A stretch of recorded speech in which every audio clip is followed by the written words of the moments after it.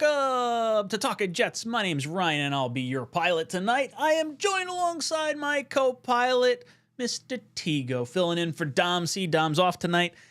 Glad to have you here, 𝐒𝐶. How you doing tonight? Can't complain. It was a good day. We went to the aquarium with the kids. They had a blast.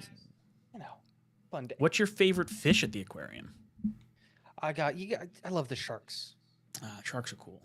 The little mini sharks, especially because at the aquarium we go to, the little shark tank, you walk under it, so they're just all everywhere. So it's a nice little time. But my kids really liked the jellyfish room. Oh, that's fun. My brother went to the Atlanta aquarium over the weekend. Oh my god, it's so good, dude! Incredible. I'd never known this, and then hold on, let me see if I could find a.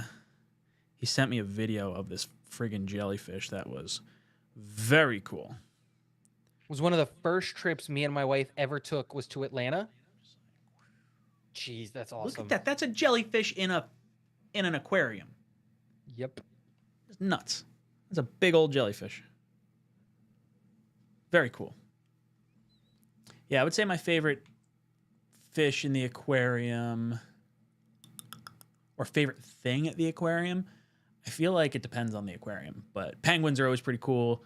Or penguins could be a zoo. Let's go fish. Fish, I would say I think stingrays are cool fish. Yes. They're neat. The bigger, the better. Very neat watching them glide through the air. There was one at the aquarium that we were at, and my oldest was just pointed at it and just wouldn't speak and just following it. It was a cool moment. What is that? Fish are weird.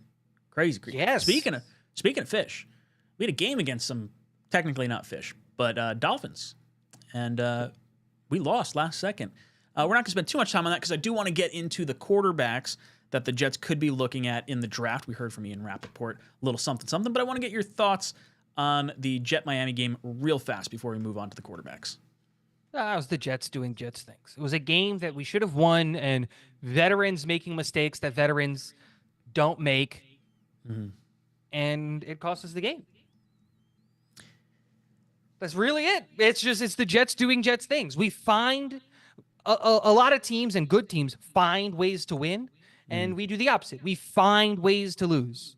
We were in control of that game. We were doing everything, and we did everything in our power to try and lose it. And we did, and we lost it. And yeah, that's it. I'll be honest, I'm kind of happy. I'm not. Oh, I am too. Not losing any sleep over losing that game at all. I mean, because it was a competitive game. The last 2 weeks, I have been entertained. That's all I'm honestly asking for out of this clown car of a team, is just entertain me enough to the point where I feel like I'm not wasting my time. I feel like Olu's looking pretty good. Will McDonald's looking pretty good. I can see some positives. I get frustrated seeing Rodgers get that 339, figure. But then I see stills of Garrett Wilson jumping up and down in the background, hey, I'm wide open for a 60-yard touchdown. What are you doing? And Aaron Rodgers just can't throw the ball beyond 15 yards. So, I don't know. It's frustrating. Little frustrating. A little bit of okay, at least we're taking our medicine. I don't know. It's going to be interesting. We heard from Ian Rappaport over the weekend that the Jets are likely to draft a quarterback. I don't know if it was quarterback in the first round or just draft a quarterback in general, which to me, one, who's he getting that from? We're going to have a different head coach. We're going to have a different GM, so it's not like they're either one of those guys is here to leak that information to anyone else. And two, I would just say, duh. We need a quarterback. Yeah. The 41-year-old guy under center, even if he's back next year, is not the future. So we're going to need a new quarterback either way. Boys and girls, we do have a poll question in the chat. Should the Jets draft a quarterback? The options are first round, second round, third through seventh round, or no. You can let us know in the chat as well what your thoughts are and the quarterbacks that you do or do not like. 𝐒𝐶, what did you make of Ian Rappaport saying that? The Jets looking at the quarterback. I think we have to remember that there is still a lot of people in the building. Work hasn't stopped. Obviously, we have an interim GM and a new GM is going to come in and all of those things, but Woody is still at the helm, still if Woody says we're taking a quarterback, the GM is going to take a quarterback, right? And I think what we're starting to see is, hey, a new GM is going to come in and they're going to have all of the staff that's still there right now, and they're going to decide whether or not they're going to want to keep those guys. But they're going to have a full breakdown, because my best guess is that one of the biggest things that Woody is going to have a conversation with whoever the new GM is going to be, we want to take a quarterback of the future. What do you think of this upcoming class? How would you attack this problem? We have Aaron Rodgers as a potential coming back, but he's not, like you said, he's not the answer long-term, and I want a long-term solution at quarterback. How are we going to address this? Like, that's going to be talked about in the interview. And so this is one of those things where it's like, it's technically breaking news, but it's like, is it really? Mm-hmm. The writing was on the wall. So we all saw it. Everybody knew that was going to happen. So if you go on the news and says someone graffitied on the side of the billboard in the middle of Times Square, it's like, yeah, we all saw it. We know it's technically breaking news, but we were all there. We saw it happen. We saw the guy do it. You know, he was screaming and dancing the whole time. Like, I heard the guy that did the graffiti got away on a bike, got caught in McDonald's. Yeah. In Pennsylvania. Didn't even get caught. He was just sitting there cheating a cheeseburger, dude. Like, it wasn't a hard chase. Crazy.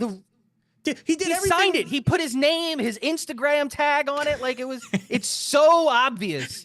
So, like, of course we're taking a quarterback. When is the bigger question, especially in this class?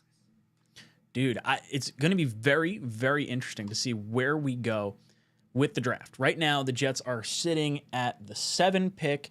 The Titans, if the Jets and Titans wind up with the same record, the Titans will pick before the Jets because of the ease of schedule they have remaining. So the strength of schedule tiebreaker will tip in favor of the Titans.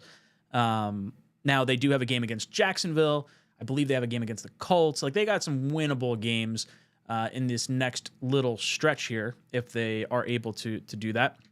The Jets, I feel like we're going to win against Jacksonville this week. Like, the way we played this past week, I think if we can replicate 75% of that, we should be able to beat Jacksonville. I think when you look at Buffalo and you look at the Rams, we should probably lose both those games. And then the Miami game, the final game of the season, I don't know if that's like a loss for us. I feel like that could very easily be a win. So I think the Jets could finish with a 5-12 record, which isn't very great. And I think we're going to wind up picking in that like 8-11 range, unfortunately. But as we sit right now, and we're looking at the teams in front of us, are you identifying teams that are going to be picking in front of us? Like, what's your thought process? When I look at the Raiders, they have some pretty easy games left. They do have a game against the Jacksonville Jaguars. And if things stay the same and the Raiders win one game and the other teams kind of, hover around, they're going to fall to like 5 or 6. Like, they're going to drop quite a bit because of their strength of schedule. I think it's really interesting, like, because like if you're in the quarterback in the first round and quarterback at the top of the draft crowd and you're let's lose as many games as possible, the Jacksonville game I would write off like as a win for the Jets, because Jacksonville is pretty bad. But like, so are the Titans, so is Vegas, and like they're all hurt, right? And so are the Giants. Like, none of them have a QB right now, but like the Jaguars did just beat the Titans. Like, barely. Yesterday. No, Yes, yeah, it was yeah. barely. But like what I'm saying is like that game is 50-50. So even if they split it, it doesn't really affect, like if Titans win the next one, like it doesn't really affect it. And then I don't see another win on the Titans schedule outside of the Jags game. So there's a realistic chance. Like it's weird because I think all of those teams right now that are like 1-7 are all going to end 4-10. Because I don't think we beat Miami at the end of the year. And only reason I say that is because there is a possibility that it could be a like win and a bunch of other stuff happens and maybe you sneak into the playoffs with Miami. Oh, yeah. And so they're going to be trying way harder. But if that doesn't happen, then they don't have any reason to like play hard at that point. In January, they're not going to give a shit. Neither do we. No, but I feel like we have more of a chance of beating them in our home stadium in January than them traveling after having just been knocked out of the playoffs the week before, potentially. Like if that's how that plays out. It's when weird, I look at man. the teams in front of us, I think Carolina is going to win a game. I think they'll find a way. Yeah. I think the Raiders are going to win a game. I think the Titans are going to win a game. And really, we really got to lose to the Jaguars. If you're the Tank crowd, that's the loss that has to happen if you're the Jets. If you wind up catching a win versus the other ones, it's kind of dumb luck. But I don't know. It's interesting. Paul asks, who do you want as the next quarterback, Ryan? Paul, we're going to get into that in a little bit. Still a lot to go through. I'll be honest, I don't fully know. There's some names I like. There's some names I'd rather steer away from. But we'll get into it here in just a little bit. But I would like us to draft a quarterback, whether that's first or second round. I'm kind of up in the air on. So yeah, the teams in front of us, per this mock draft, and this is only one mock draft of one, they have Sanders and Ward going to the Raiders and Giants. Those are the two teams I would circle for those two particular players.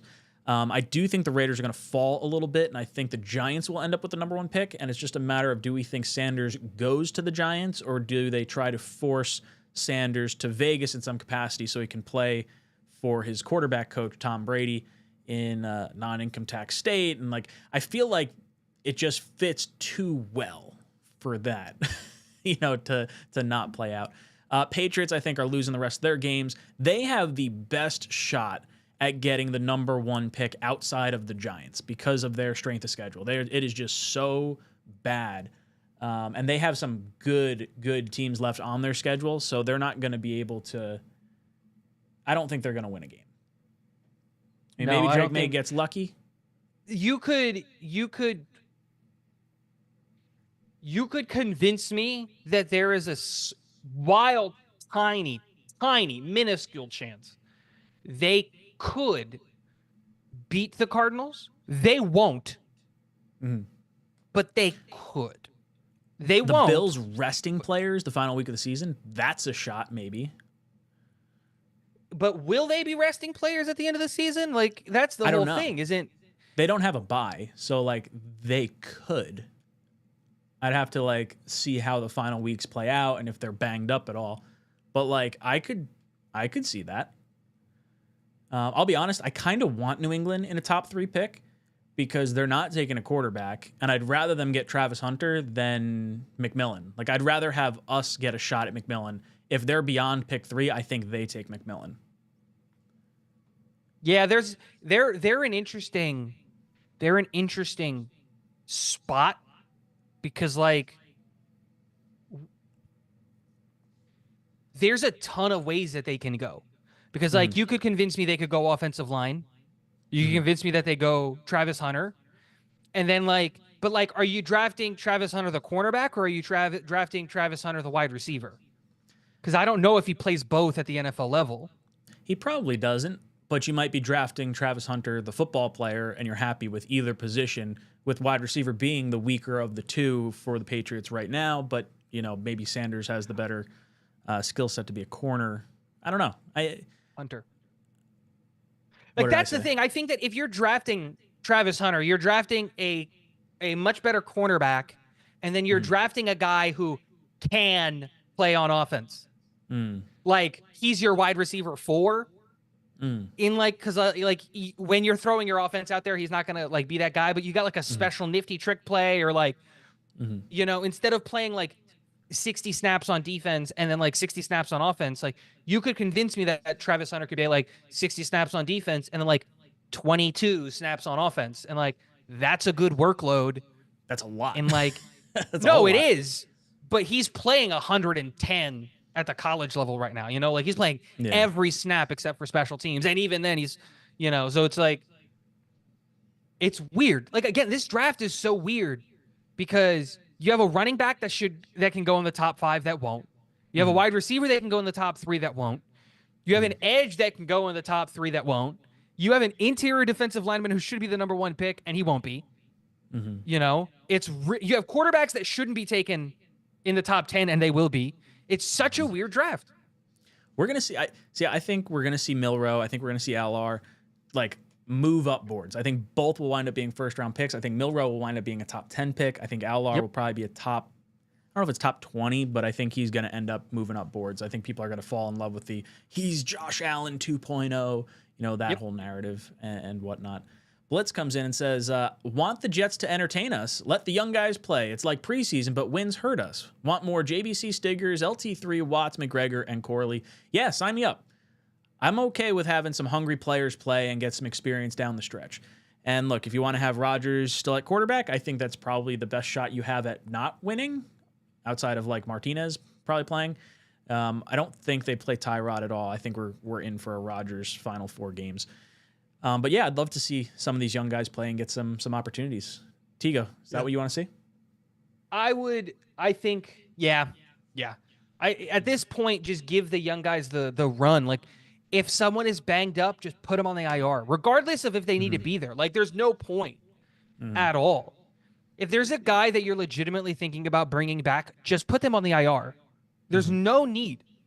Brees tweaked his knee, put him on the IR. He doesn't need to play.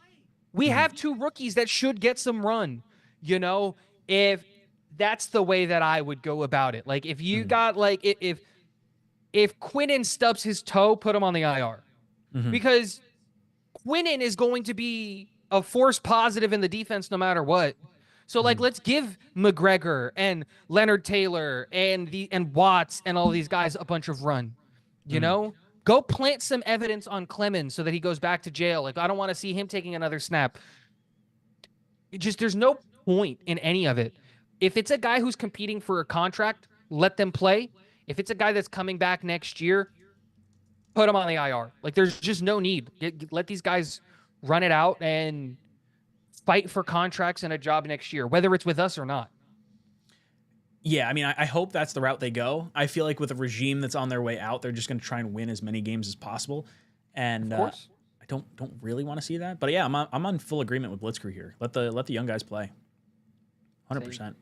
We know it's not going to happen, but no, we'll screw it up. As far as the quarterbacks go, per Tankathon, these are the top quarterbacks that they have coming out here. Sanders, Ward, Milroe, Ewers, Nussmeier, 𝐒𝐫, and Beck. I do think Nussmeier could conceivably go back to school. 𝐒𝐫 could too, but if he's moving up draft boards, like if he has a good college football playoff, he's coming out 100%. Yeah. There are a couple of players that could go back, and I think like would benefit from going back. There is a Beck going back. You could convince me it makes sense. Because he got hurt. What's his injury status? I have no idea. I know he got hurt, but like that's a thing where it's just like, let's not remember that during summer scouting, Beck was talked about possibly being quarterback 1. Right? And now he's being in the conversation of possibly being a 3rd-round pick. Like, that's a massive fall from grace. The same thing with Quinn Ewers. I think Quinn is going to be in a situation where he has to declare because he's not going to start next year. Yeah, because they have Arch, and Arch is going to start, So it's going to be a thing where it's like Texas is going to make the decision to start the Manning, because like Quinn got him to a college football playoff, championship, number 2 seed until they lost to Georgia. Like, it was like SEC championship and all those things, but it's also a business. So like Quinn is probably more likely going to declare than not. But like, if Nussmeier goes back and fixes some of the things, like he could be a 1st-round pick next year. If 𝐒𝐫 goes back, he could be a 1st-round pick next year if he's not this year, And these are the conversations that you got to have with these guys, which is like, who's gonna have to come out? I think Sanders, Ward, Milroe, and Ewers are the only guys that are on this list that are like 100%. They have to come out this year. Like, they have to declare. Not they have to, but like it makes less sense for them to go back than it is for them to declare. So they should all declare. But like Nussmeier, 𝐒𝐫, and Beck, they could all go back, and it would make sense if they went back. I think 𝐒𝐫, if he has a good college football playoff, would be silly not to go back. If he like flubs it up and looks like shaky, then I think it's wise. He's got a ton of starts under his belt. I think he's got like 36 starts. Yeah. Is that right? 𝐒𝐻, again, 𝐒𝐻 is in that weird limbo of he could come out and he would be in that fringe first round conversation. And we don't know what the process is going to be like, because the process could go, like you were saying, and I think, as I agree, could go the way of like people are just going to fall in love with the 6'4", 6'5", 240-pound guy, you know, Plays in cold weather. Yeah, like all of the things, you know, that you have that you're going to like about 𝐒𝐻, and he can shoot up boards and have a very I'm not even going to say it. I'm not even going to say it. Never mind. I'm going to take it back. Well, what's going to happen is the same thing we saw last year, where we're like, okay, Caleb, Daniels, and Drake May, lock them in top 10, guaranteed. Like, it's going to happen. Top 5. They're all going. Then you get guys like Penix and Nix and J.J. McCarthy, who were not looked at as first-round quarterbacks by any stretch of the imagination. Maybe tail end of the first if you wanted to, like, you know, talk about Penix at some points. I feel like that was a conversation. But, like, JJ and Nix screamed up draft boards. And we even thought Nix was an overdrafted pick 12, too. He's looking all right. Teams need quarterbacks, and these guys are going to go up. I really think I think Milroe's going to be top 10. I think 𝐒𝐻 is going to wind up being, it could be top 20. Like, I think if you're the Jets and you're looking to take a quarterback, I think the move is either, you know, hopefully you find a trade down partner for someone to come up. But if someone's not coming up for the quarterback, you might just have to sit there and take the quarterback, because it might cost you more in terms of like trade up compensation to get into the back end of the first than the talent level drop off in the second. Like, if you're telling me I'm going to have a top high end second round pick, but the quarterback might not make it, I'm fine taking the quarterback at 10 and then taking the edge rusher that is not, or the D tackle or whatever you want to call it, you know, in the second round, that's not that big of a drop off from like where I'm currently sitting at maybe pick 10 or whatever. What's your thought process on that? Yeah, it's going to be interesting, because this is where the draft order is going to take shape, because there are very few players that are worth coming up for in this draft class.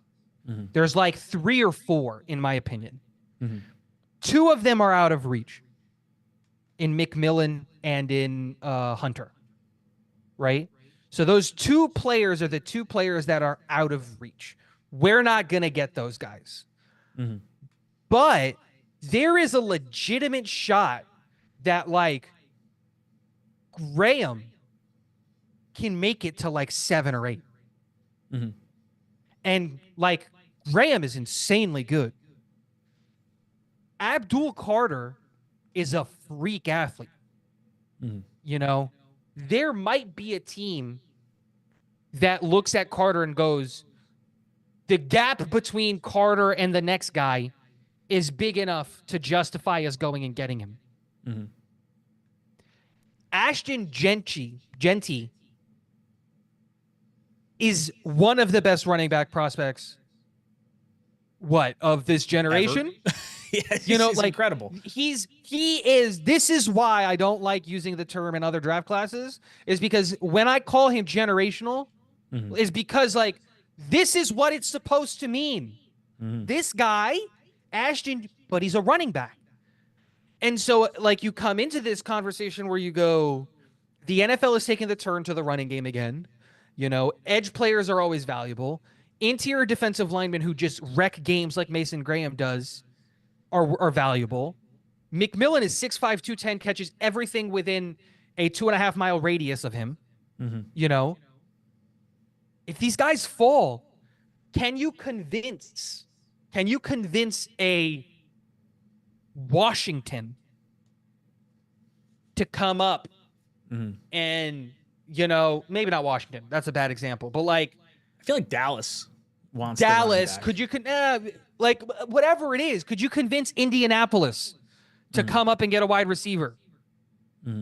You know, could you convince Green Bay to come up and get a wide receiver? Could you convince Pittsburgh to come up and get McMillan? Like, these are players that are like worth maybe in the right situation coming up for, but it's But such a risk. And I would just stick and pick. This that's is exactly where what like I would say. Like if I we win would two rather games, take any of those players than trade back. I would rather just like if we can get to 12. If we can get to 12, Well, if you can get to 12, that's then that's AL our country. yeah, you Take 'em. could pull the trigger on either one of those quarterbacks there. But I don't want to give up a McMillan or a Carter or a Graham if we're in position to get them, unless someone's like giving us something pretty good. You're gonna give us an extra, what is it, a second round pick and maybe a pick next year? Okay, you know what? I could get down with that. I think we need the extra draft capital anyway. But if it's like, hey, you know, we'll kick you, you know, just a third or a second or something like that. Like I think we're gonna be like I don't think we're gonna. I feel like we're not gonna be in position to get any one of those guys. I hope I'm wrong. No, again, it's just positional value comes into play. Yeah, I think the cornerbacks are going to go off early and quickly. I think the edges are going to go off early and quickly. And so that's going to push you into a position where like McMillan's not realistic. McMillan is the only guy who's not a quarterback that I would say like take McMillan, you know, and then figure out the quarterback in the second round or like trade back up into the first, like if you can to go get your quarterback. Because I think that there are going to be some back into the first round. Like McMillan is that guy because I think that that's a really, really interesting pairing. Like 6'5", you know, 215, 210, wide receiver partnered with Garrett Wilson. Like that's a really, really good pairing. So you might see those guys drop down. Offensive tackles always get overvalued and rightfully so. They're the second most important position on the football team. So those guys are going to go early. So there's a lot of those conversations. The real question is just going to be, when does 𝐒𝐿 go? That's going to be the wrench for the draft, is who's going to pull the trigger on the generational running back. Because that's where other things and other situations might unfold for our benefit. Is there a draft need? I don't know if there's a draft need one. Power rankings. No, that's probably it. Yeah, I think the top end of this draft, it depends on how much the Jets win right here. And Paul has a really good super chat right here. He says Rodgers is playing 1 for 500 touchdowns and 𝐒 for 100 touchdowns. So Rodgers is currently 5 touchdowns off. I don't know where Devontae is. I think he's 11. I think he's at 89, isn't he? That's a lot of touchdowns to need. No, I don't think it's just for this year though. Like I think they come back. No, he's got 99. Oh, he's got 99? I thought what was 89 then? Oh, I think 89 is just him and Rodgers. I think that's what I'm confusing. Yeah, this is Green Bay. 99 total across all the years. So he only needs 1 touchdown. Rodgers needs 5 touchdowns. So they'll get it. And I guess it depends how like aggressive they're gonna get if they win some games and whatnot. It's a good point to make. When I'm looking at this order, what teams would I look at as like a running back team potentially? The Browns. I was gonna say maybe the Browns. Who's Cincinnati's running back right now? No, the Bengals are probably the team that if he doesn't make it past the Bengals. Okay. They take it. He doesn't make it past the Bengals. Dallas would have to get in front of them. I could see either one of those teams wanting to just move and shake and get a little bit higher up. I don't know if they have like. Would you take a player in a trade down? Like if it was like, hey, give us your first round pick plus a player. What player? I don't know. And do I have control of the contract long term? Like that's the question. Those are all like I don't want an variables that need expiring deal plus your first. Yeah. You know, that's fair. Like if you're gonna give me like a second round pick that you took last year plus your first this year, and it's like a player that's actually good, and I'm not saying like superstar. I'm just saying like just good. Can play football. Like that's the requirement. I would have a conversation about it. You know, like is it a safety? Do you have 3 safeties and you're trying to get rid of the third one, trying to do what Baltimore did with Chuck Clark, and it worked out in their favor because he immediately got hurt. You know, like I could have a conversation about that. We need a safety. I would do it. Backup corner, I would do it. If you get like another backup corner kind of a thing, like there's different places that you can go. Would you stick and pick a quarterback at any point? Yes. Like, say we have a top 10 pick and you would stick and pick, like, let's say Sanders, Ward, both off the board, top 10 pick. You pulling the trigger on a quarterback? I would. No. I would be open to it. I think it really depends on where you rank guys. Like, if you say there's a quarterback that's like worthy of the top, like a top 20 pick, and you don't have anyone in a trade down situation, and you're sitting at the top of the second round, and you're like, okay, we got to give up the 26th But who am I first. passing on? Like, that's the question. Sure. Who am I passing on? It is. Like, if McMillan is there and I'm passing on McMillan. No. Like, let's say, but if we're picking, let's say we're picking like 8 through like 12, somewhere in here. You're missing out. We're on the back end of 10. If we're 10, 11, 12, stick and pick the quarterback. We'll say 8 through if 12. We're 7, 8, 9. If we're 7, 8, 9. I think if we're 7, 8, 9, there's a realistic chance. Like, there's a legitimate chance that one of the big 3 players are there. And that's going to be hard for me to like Carter, McMillan, and Graham, they can all be there. That's going to be hard for me to legitimately say, go take Alar at 7 over McMillan, Graham, or Carter. Do you think Alar is worth a second-round pick this year and a first-round pick next year, if that's what it costs to get him? What do you mean? Like to trade back in? To go up? Yeah, into the first? My ideal scenario is either you sell the pick. I'm going to be honest. I think that's going to be very difficult to do this year. I agree. Then you stick and pick. And then I think that the best case scenario is you trade like your second this year and your first next year to come back up into the first round to go get your quarterback. But like that would have to be with the understanding of you're getting like Rodgers is coming back. That decision's already been made. Because I think Alar has a ton of potential, but I'm not handing him the keys in year 1. Yeah, but I think even if you draft him, I feel like you say you're quarterback 3, it's Tyrod, it's Travis, then you. If Rodgers comes back, then it's Rodgers, Tyrod, and then you. Like you give him the Jordan Travis treatment from this year, and you just shut him down. Just let him learn, give him the clipboard. Any one of these quarterbacks. It could be Milroe, it could be, any one of them. I think I would sit and let them, not get thrown into the fire the way we've done so frequently. None of these quarterbacks are ready year 1, in my opinion. None of these guys are like hand the keys to the castle year 1 type of quarterbacks. There are guys that are like on that fringe that you can, and those two are Shedeur Sanders and Cam Ward. I wouldn't want to. Placing them on the right team. Like, I don't think they're a starter day 1 for us, and it works out fine. Like, I think you could convince me Cam Ward going to the Giants and maybe duking it out with a vet, and the vet starts almost like an Eli Manning situation, and then Cam Ward comes in and plays. Like, I could see that happening. Sanders, I feel like, but that's the could play perfect for the situation. Raiders.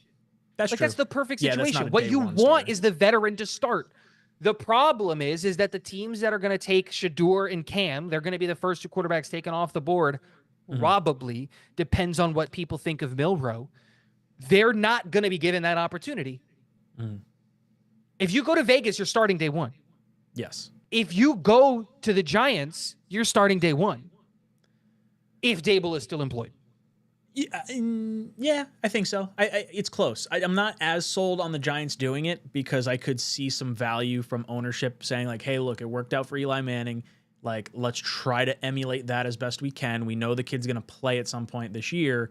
Do they have, who's their backup? It's Tommy Cutlets and Drew Lock, and Jones is already gone. So like they would have to bring in some kind of veteran quarterback to be the bridge. They don't have that right now. So it could conceivably be the rookie. And like, but that's what I'm saying. Both Vegas and the Giants don't have someone on the roster that could push for the starting job. Like where you can sell a fan base. Because like you're not going to sell the Giants fan base on Drew Lock. He's not going to do it. Not. No. You'd And have to bring you're in someone not going to else. sell Raider Nation on Minshew Mania again. No. You're just not going to do it. So you're either going to have to spend a top 2 pick, because they're probably going to be picks 1 and 2 on a quarterback, and then spend money on another quarterback. Mm-hmm. You know? And then in that same conversation, who's coming? Are you going to get Jameis? That'd be fun, but at a certain point, the fan base is going to be screaming for the guy on the bench. Sure. Do you think there's any quarterback situation that could throw a wrench into any of these teams? Like we mentioned, I think it was off stream, Watson, in the event he were to get traded in some capacity. Is there any way that a team would be willing to play him and impact the starting quarterback situation? Or is there a trade or a free agent that could happen that would throw a wrinkle in any of this? Like, the Jets are kind of a wild card. I could see them going quarterback with their pick in the first round. I could see them not going quarterback with their pick in the first round. And I'm not so sure Aaron Rodgers has anything to do with that decision at this point, in terms of like, okay, he's coming back. We're gonna pass on a quarterback we sort of like if you like the guy, they're gonna take him out in the first. Is there a situation like that for other teams that might impact their draft pick? Tennessee is a team that I think is in an interesting limbo, because if you were to tell me, hey, you know what? This coaching staff believes that Will Levis can figure it out, I could be like, okay, I get it. Mm-hmm. And then if you were to tell me, hey, this coaching staff has no faith in Will Levis, they're going to move on. Okay, I get it. You know, and they can kind of go either way. And so they're going to be in this weird limbo up until, like, we'll know on draft day what they're going to do, but Will Levis is going to get the Sam Darnold treatment this year, where when he got it with the Jets, where it's like, does he stay? Does he go? Well, this would only be his third year. This is currently his second year. So he would have one more season before he got into the Sam Darnold crunch. No, but like what I mean is, like, you're in a position, if you're the Titans, who aren't going to win many more games, where if you have a top 5 pick, you're staring down the barrel of a quarterback. And that's going to be a legitimate conversation that you have to have as an organization. Is Will Levis the guy? And I could see the conversation going either way. You could say, dude, I love this kid's traits. He just needs another year. And I could be like, okay, I believe you. You know what I mean? Like, let's see what happens. And you can't deny the kid's heart, but I'm sorry, but man, his boy throws some wild passes out there. You know what I mean? Sometimes it looks like he's throwing at the wrong team on purpose. And Cleveland is another one of those. We had that conversation where it's just like Stefanski and that entire front office might get the can just because of Watson trade being the worst trade in NFL history by a country mile. And even though you can't get rid of him, if Cleveland doesn't win many more games going down the stretch, and they end the season, 3-14, and now, like, you're in the top 5, maybe, it's just, there's so many of these teams where you look at it and you can go, the only teams that aren't going to take a quarterback that are ahead of us, Carolina, Jacksonville. That's it. Like, that you can say with 100% certainty is Carolina, Jacksonville. That's it. Because you could convince me. Oh, and New England. Sorry, Jesus. Forgot New England existed. I already have Hunter going to New England. Is Carolina, New England, and Jacksonville. Like, they're not taking quarterbacks. We know that with 100% certainty. Vegas, Giants, Tennessee, Cleveland, New Orleans, because everybody just got hurt in New Orleans. Like, they all are in a spot they can get ahead of us. Because if we beat Jacksonville and Miami, we're sitting in that 8-12 range that we were talking about. Like, exactly. I could see 2 more wins on this Jets schedule, 100%. Yeah. KF101, thank you so much for the incredibly generous super chat. Jeez, Such a tough decision. If, for example, 𝐒 would be a first-round talent next year, and we are picks 7-12, we should take him and redshirt him and bet on the upside on the most important position. So, KF, I'm in complete agreement with you. I think whether it's 𝐒 or Milroe or whatever quarterback you deem as, like, I know Tigo doesn't like it, but I'm just saying whichever quarterback you want that you seem infatuated with. And don't get me wrong, 𝐂 seems to be the guy that like all Jet fans are going to gravitate towards. The comment to Olu, JETS, Jets, with Garrett Wilson liking the post, it screams storybook ending to me. That's what I want to see happen. Let's manifest it. And if we're sitting in that 8 to 12 range, I'm totally fine with pulling the trigger and taking him at that point, as opposed to trading the 2026 first to go up and get the guy. Because next year might be a tough year. Like if Rodgers comes back, or we're just running out Tyrod and Travis and we're giving the redshirt year to 𝐂, I think we could have a very tough year, and it would hurt me to give up a 2026 top 10 pick when you could surround your new guy with potentially a wide receiver or something along those lines. Like, there's no guarantee, unless you actually sign Garrett to a new deal this offseason, that like Garrett's going to want to hang around to see what's going on. So Tigo, would you pull the trigger on 𝐂? Yeah. Right there. Look, I don't want to, and like I said, there's really only 2 players in this draft that I would take over the quarterback, and that's Mason Graham and McMillan. Those are the only 2 players that I would be like, screw whatever's on the board. If those 2 are on the board, you take them. And in order, it goes Graham, McMillan, and that's it. And that's throw caution to the wind. We'll figure it out. I think those 2 guys are studs and immediately come in and impact this team in a massively, massively positive way.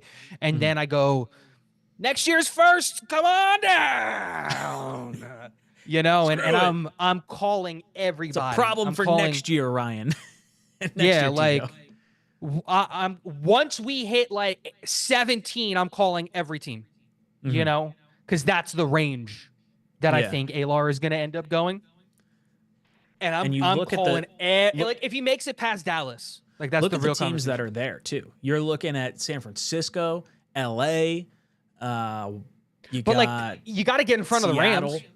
You got to get in front of the Rams. 100%. You got to get in front of the Rams. You got to get in front of Seattle. You got to get in front of Detroit. Detroit's going to be at 32. So, those are teams that are like, hey, we have a quarterback right now that we can sit this guy behind for a year or 2, And so those are the teams that you got to get scared of. And those are the teams that, like, the only other teams that are, like, in that range of, like, if we were to stick and pick and then we get to this range are, like, New Orleans, Dallas. What are they going to do? Because, like, Carr just got hurt. Dallas is Dallas. Dallas is going to take Genty, aren't they? Just for the memes? Probably. I could see it. Like, of course they are. They feel like a very, like, oh, we got to just get the top running back ever, forever. And just... Yeah, like he deserves to be in Dallas. Yeah. That's the narrative we're going to see. 100%. Do you think... I've heard some people, like, mention the idea of Trevor Lawrence getting traded in some capacity. Is that even, like, feasible or something that's being discussed? You're a Florida guy down there.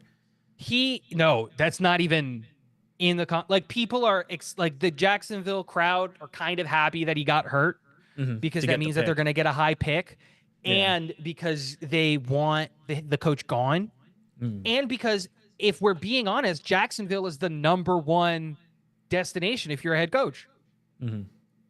If you're a head coach, like, this is where, like, I think Ben Johnson is going to end up, is in Jacksonville. Because, like, why wouldn't you? It's a nice spot to land. Solid wide receiver core. They just locked up Vegas. I think Jacksonville's a better team. But that's the whole thing. Jacksonville's the better team, and they have the quarterback already. And they're in a shit division. Yeah. You're not with Mahomes. And like, the thing is like, the defense just needs direction. That's what the defense needs. They need direction. They need coaching, because they're not getting it, because they've got a ton of players that are like, that can be really good. They're just not getting the coaching. They've got Brian Thomas Jr., was a stud, and all of you who yelled at me last year for wanting Brian Thomas Jr. I know you were, but people yelled at me. Oh, dude, I know. I took receipts. He's been a stud all year. They just locked up the offensive line, and they're throwing money there. Dude, at number 5, if they stay at number 5, the world is wide open. Wide open for them at number 5. Want to take a cornerback? Want to take an offensive tackle? Want to take McMillan and just have Brian Thomas and McMillan and just be a cheat code? Massively tall Sonic the Hedgehog on one side, massively tall, Fantastic Four, Mr. and Elastigirl, what I forget what the guy, what's his name? Dr. Rodgers, Mr. whatever. Fantastic. There it is. I can't remember. I was not a Fantastic Four guy. I called him Mrs. Incredible. Jesus Christ. It's basically the same thing. No, it is, but I just called a dude a chick. That's not very. I'm sorry, McMillan, if you're listening. I still love you. Like, yeah, it's. He's a freak. But yeah, but the point is, I think Jacksonville is probably going to be the #1 destination because they're the closest to being ready to compete of all of the teams. No income tax. Shad Khan's massive yacht is only like 3 hours away. Like, it's if you guys have time, look up Shad. I think it's technically his son's, so that he didn't have to pay taxes on it or something along those lines. But like, dude, it's a boat that has its own boat. That boat has its own jet ski. It's like it's a nesting doll for floating devices. Yeah, probably has a helipad on it, and there's a helipad on it. It can fly. I knew it. Yeah, like it's insane. I want a billionaire that does cool stuff. I don't want a billionaire that's super cringy. Yeah. Give us Shad Khan.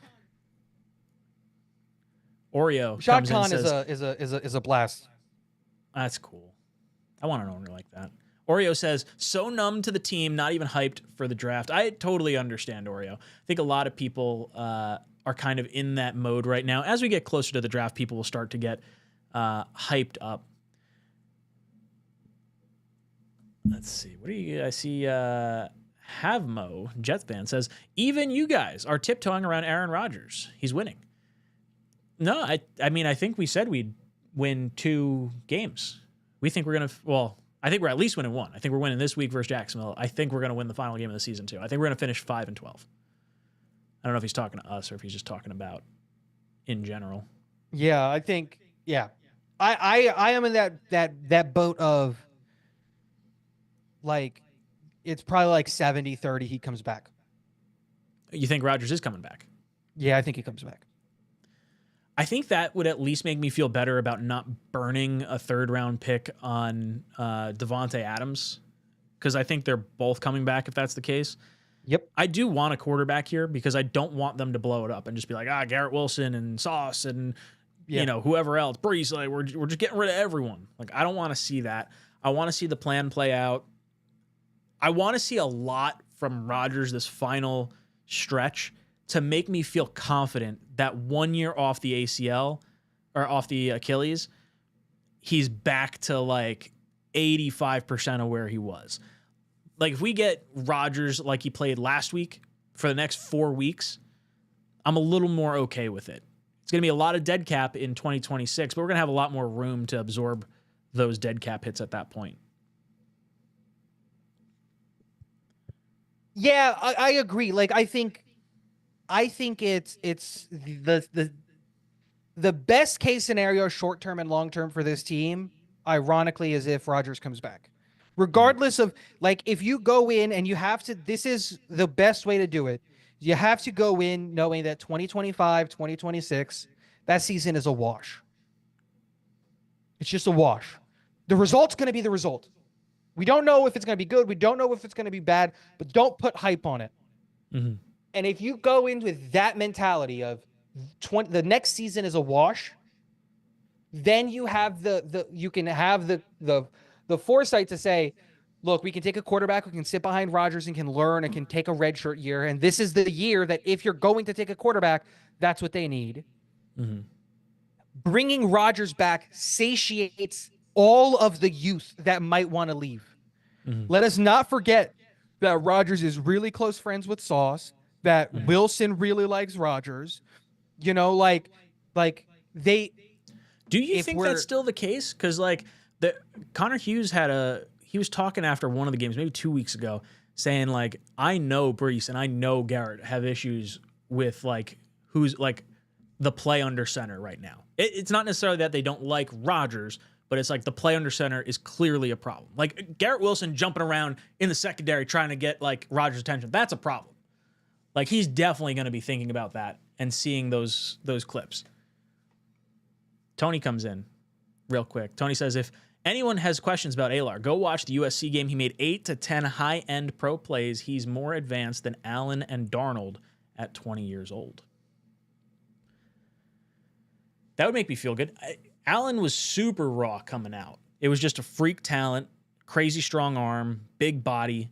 And then Darnold was just off script all day long. Just could throw off balance. It was like everything you wanted from like, what was his big game? The Rose Bowl, like 2 years before he came out. And everyone was talking about that for so long.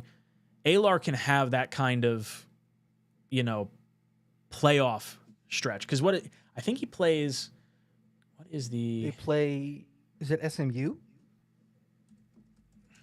Who do they play in round one? Is it SMU? Did I get that right? No, it's not SMU. I want to say... Is it Texas? I think it's Boise State. No, it's Boise State's got the bye. So it's SMU. Haha, I knew it. Number 11.